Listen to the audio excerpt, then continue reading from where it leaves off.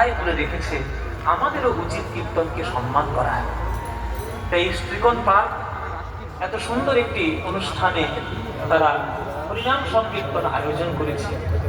আপনারা শ্রবণ করতে এসছেন, আজকে কলকাতার বুকেও যে এত হাজার হাজার মানুষ আজকে শুনছে, এটাও মহাপ্রভুর কৃপা।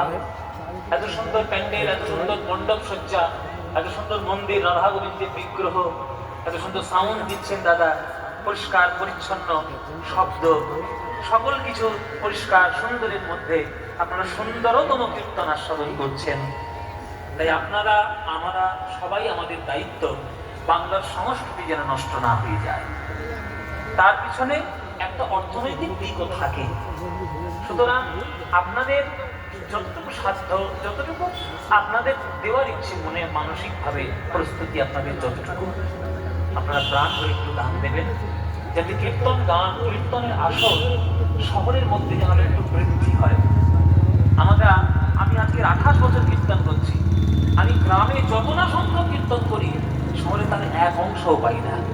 আমাদের কলকাতাতে এক অংশও আমরা পাই না।